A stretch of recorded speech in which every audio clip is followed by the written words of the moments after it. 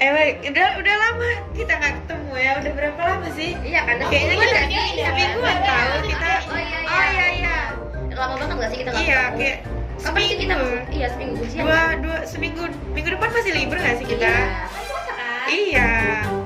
Kayak aku ada baca berita loh. Ternyata Ukraina sama Rusia masih perang. Itu tapi aku masih nggak ngerti gitu loh masalahnya apa. Kan dia tahu nggak? Itu kan masalahnya pertama itu kan gara-gara ini perebutan wilayah kan antara Uni Soviet itu kan pertama Uni Soviet itu pecah kan. Nah, pecah itu kan gara-gara kayak nggak inilah kalah perangnya. Jadi makanya itu kan dari kayak Ukraina itu ingin kayak ini pisah dari Rusia, nah ingin gabung ke NATO. Tapi si Rusia ini nggak mau gara-gara nanti takut negaranya itu seakan-akan kalau Ukraina gabung NATO masukin pasokan senjata ke Ukraina itu kan jatuhnya kayak Rusia itu ingin dijajah oleh pihak NATO kan. Makanya Rusia itu nggak mau. Oh. Jadi si Ukraina itu backingannya si NATO. Baru yang si siapa Rusia backingannya siapa? CSTO. Nah itu kan mereka sama-sama punya tujuan kayak bikin damai gitu kan harusnya. Iya. Kok mereka bisa kayak memihak gitu? Harusnya kan jatuhnya nanti organisasi perdamaian dua ini si NATO sama CSTO jadinya berantem kan. Harusnya kan mereka buat perdamaian itu gimana ya? Ya.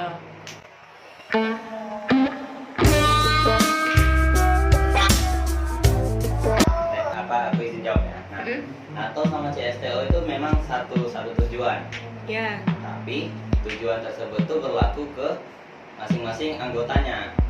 NATO mendukung, memperbaiki dan membantu militer politik negara-negara anggota NATO juga. Sama dengan CSTO, tapi CSTO membantu negara anggotanya sendiri. Maka jika terjadi konflik antara anggota CSTO dan anggota NATO, maka NATO dan CSTO kan akan mendukung negara-negara anggotanya sendiri kan masing-masing. Yeah. Makanya makanya NATO dan CSTO itu dapat berperang. Gitu. Oh kayak gitu.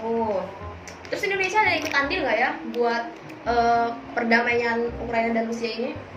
Iya, setahuku kayaknya Pak Jokowi ada deh datang ke negara apa gitu untuk suatu perdamaian. Oh iya. Iya. Tapi Tapi kurang tahu juga gitu. Kalian ada yang tahu nggak? Nah, itu kan ya waktu itu Pak Jokowi datang ke negara Ukraina, lebih tepatnya nama kotanya Kiev. Kiev itu negara kota, ibu kotanya Ukraina. Kiev itu tempat mereka berkomunikasi. Waktu itu Vladimir Putin dan Pak Zelensky ini datang ke Kiev itu untuk berkomunikasi dengan orang tengahnya itu Pak Jokowi. Pak Jokowi itu mewakili nama ASEAN dan mewakili PBB sebagai orang tengah untuk membuka jalur komunikasi dan membuka dialog antar kedua negara tersebut. Ingin ini deh. Sebenarnya kan yang Torik bilang tadi kan kayak misalnya Jokowi itu kan jalan penengahnya kan antara Ukraina sama Rusia di Kiev kan. Itu kan sebenarnya nggak di Kiev, sebenarnya kayak misalnya Jokowi itu datang ke Rusia, nah itu ngomong sama Vladimir Putin. Nah selanjutnya baru Jokowi datang lagi ke Ukraina. Oh, berarti ke Rusia dulu tuh, Iya, baru ke Ukraina. Kalau misalnya digabungin kan takutnya pecah. Indonesia juga kayaknya membantu perekonomian kan, membantu untuk mensejahterakan perekonomian dua negara tadi kan. Nah, itu tuh kayaknya si Ukraina ini ada minta persenjataan juga nggak sih kalau nggak salah ke Indonesia? Indonesia nggak mau kalau misalnya nanti jadinya ini loh, jadinya Indonesia memihak ke salah satunya. Padahal kan Indonesia kan di tengah-tengah nih, dia nggak mau memihak mana-mana. Nah jadi karena Indonesia ini, karena dia nggak mau memihak ini negara, nanti dia melanggar peraturan. Peraturan apa itu? Karena dia ikut gerakan non-blok gitu kan. Emang gerakan non-blok itu apa kak? Jadi gerakannya itu dia nggak memihak kemanapun gitu loh. Gitu. Jadi kayak buat damai gitu ya kak ya? Chill banget. Kita, aduh. Chill banget bro. Oh berarti kemarin inflasi minyak sembako tuh gara-gara itu ya? Iya, membantu menyejahterakan perekonomian itu karena Rusia ini nggak mau ngebagi pasokan minyak gitu ke negara-negara lain, sedangkan mereka memang pusatnya pemasokan minyak gitu kan. Inflasi harga minyak kan meninggi kan, apalagi di Amerika sampai $100 per galon. Nah, inflasi Galon. iya per galon, bukan per liter. Kalau di Amerika tuh dia pakai per galon. Galonnya sama kayak kita ya? Enggak. Galon air, galon air. Gede itu, tong gede besi itu. Penguin itu. Ya gede banget kan. Penguin orang. Iya, Yang orang itu. iya. Aku pikir bentuknya penguin gitu. Emang ada. Makanya harganya mahal. Kalau harganya mahal kan semua kegiatan ekonomi misal dari shipping, dari pengiriman barang itu kan jadi lebih mahal kan, gara-gara harga minyak mentah tuh mahal. Kalau harga minyak mentah tuh mahal, nah maka perekonomian dunia juga makin meninggi, misalnya Karena harga transportasinya butuh minyak juga ya kan. Iya. Jadi negara-negara lain tuh terdampak juga walaupun nggak secara langsung terlibat ke perangnya. Nah, oleh sebab itu Indonesia mengambil posisi untuk menyelesaikan konflik tersebut. Walaupun konflik tersebut nggak selesai secara langsung, tetapi dapat kesepakatan yang dimana menguntungkan perekonomian dunia, supaya perekonomian dunia itu semakin membaik. Berarti Indonesia turut andil ke dalam proses perdamaian tadi kan. Oh iya. Berarti itu masuk salah satu tujuan ya? Iya, tujuan Indonesia. Kira-kira tujuannya selain itu? Indonesia juga buat ini nggak sih tujuannya untuk kayak bentuk G20 itu? Bentuk. Yang G20 supaya kayak datang. Indonesia memimpin G20 tahun lalu. Ya. Nah, itu tujuannya apa? Kan itu kan tujuannya itu kan kayak misalnya ingin supaya biar damai gitu seluruh dunia gitu dengan adanya konflik antara Rusia dan Ukraina kan. Tapi kedua belah pihak ini udah negosiasi dari Presiden Jokowi, tapi nggak mau antara Vladimir Putin sama Ukraina untuk bertemu secara langsung.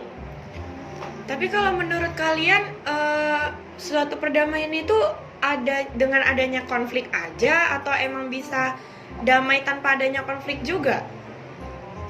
Bisa damai tanpa adanya konflik sih kalau menurut Iya, kalau menurut aku juga sih ya. Soalnya kan dengan adanya organisasi-organisasi yang menyatukan negara itu kan bukan karena adanya suatu konflik kan. Iya. Kita membuat suatu organisasi perdamaian. Kerja sama yang lain gitu ya. Mungkin karena ketinggalan teknologi kali ya. Iya, Teknologi. Jadi biar kita saling kayak membantu. bikin kelompok organisasi lagi biar Iya. berkembang gitu kan. Kayak ASEAN sendiri bersatu kan karena adanya perasaan senasib karena Iya, dijajah kan, tanggung bukan jawab karena juga, adanya empati, konflik. gitu. Iya sih, benar sih, benar. Jadi coba deh, menurut kalian makna perdamaian dari diri kalian itu sendiri apa itu? Kalau menurut aku kayaknya perdamaian semua yang mengenai mencakup keharmonisan, kesejahteraan gitu nggak sih? Iya, berarti kan perdamaian ini tujuannya untuk mensejahterakan sesama kan? Iya, tanpa adanya peperangan, tanpa adanya konflik, menyatu. Iya sih. Setuju. Belum. Nah, jadi menurutku ya sama seperti yang lo bilang tadi, perdamaian itu adalah suatu kesejahteraan, ketenangan tanpa ada pertumpahan darah, konflik. Nah, perdamaian itu ya yang membuat semua pihak itu mendapatkan keuntungan tanpa mengurangi sesuatu dari negara tersebut. Menurut Lisa sendiri perdamaian itu apa? Menurut aku sih perdamaian itu dimana misalnya suatu rakyat daripada negara itu mereka tuh bisa ngerasa aman untuk pergi kemanapun. Terus mereka tuh nggak hidup di bawah tekanan dari suatu negara lain sih. Iya sih. Iya. Makanya terjadi kesejahteraan gitu ya. Iya. Iya, benar sih. Berat banget ya kita omongannya ya tiba-tiba. Iya, kenapa ya? Aduh, udahlah kita bahas habis ini kita mau Iya. makan apa Iya, ini? karena udah Aduh, udah kayaknya siang. udah siang Apa ini kita ya. bungkus aja kali ya? Iya. Wih, Aduh, ini bagus. gas lah yuk. Kamu videonya? Lisa, untuk apa sih videonya ini? Videonya untuk apa Lisa? Oh, kenangan. Kadang-kadang bahas politik ya. Iya kan, tadi baru kita Biar kelihatan nggak dangkal gitu ya. Iya. ya. Rupanya kan ngomongin politik. Walaupun kita anak IPA gitu. Iya. Kita harus membahas negara Iya, ini nggak juga. boleh males gitu ya. Iya. Bener sih. Yaudah nanti kirim ke kita ya. Kita kan juga pingin. Ya, kita mau makan Nanti dulu ini guys. juga edit pakai lagu-lagu cantik gitu. Iya. Ya, oke. Timelapse ya. Iya.